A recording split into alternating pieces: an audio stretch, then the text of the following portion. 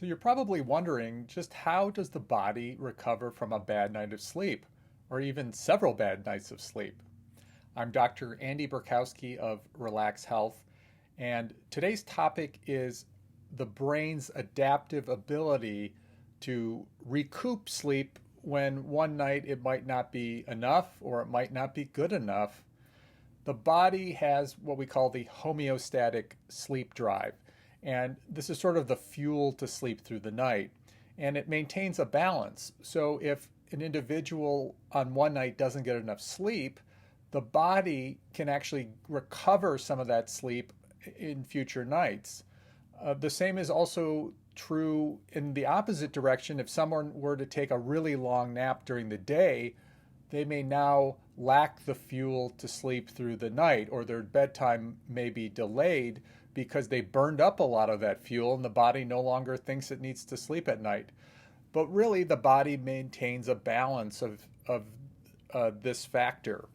And really, when the body recoups sleep, it's really done in the amount of sleep, but also the depth of sleep.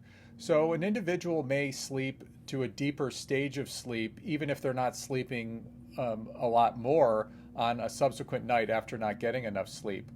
But then also, the person might be able to sleep more than they normally would.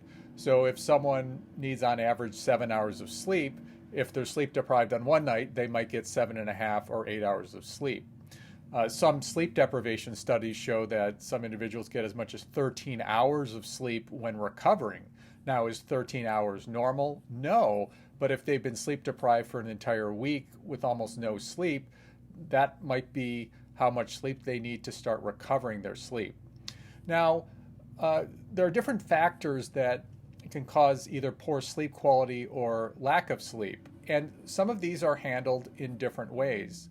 So those with trouble sleeping or insomnia may do things a little bit differently. They're allowing themselves enough time to sleep, but their brain might not be in a state where it can sleep. The brain might be stressed out or overactive, and that might be preventing the physical ability to sleep.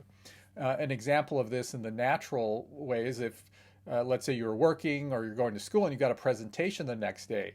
Well, you might be a little bit nervous about the presentation or stressed out about the presentation, and that might suppress your ability to sleep for one night.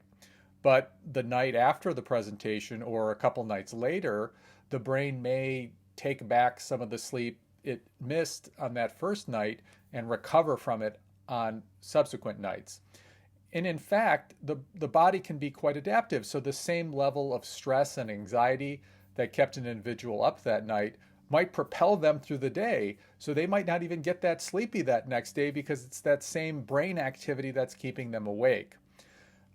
Now, in those, the second case, and in those who have what we would call sleep restriction or sleep deprivation, these are people maybe watching Netflix until 2 a.m. when they have to wake up at 6 a.m.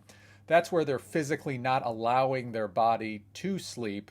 The same will happen subsequent nights. There will be sleep recovery.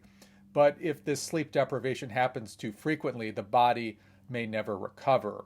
This is not the situation that happens in those with insomnia. That's really only in cases of sleep deprivation.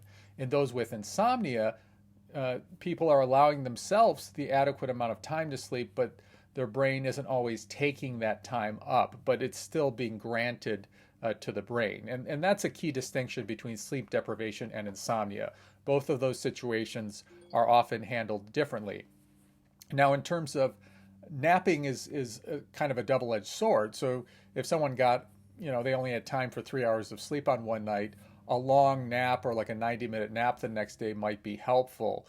But in those with insomnia, these long naps cause further disruption to sleep quality at night and would not be recommended. So it depends on the individual.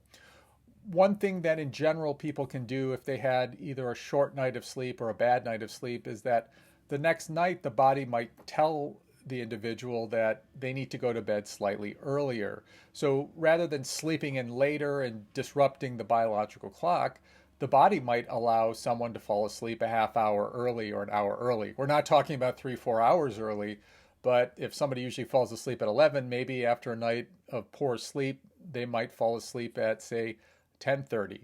But the bottom line is the the body has this ability to adapt to the circumstances, whether it's for survival or certain activities like giving a presentation at work the next day.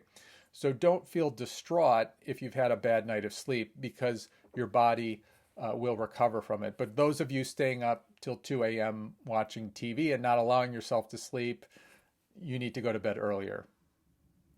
As always, these are general medical information topics, and it is not strict or specific medical advice to any individual. All medical decisions should be made under the guidance of a licensed medical provider.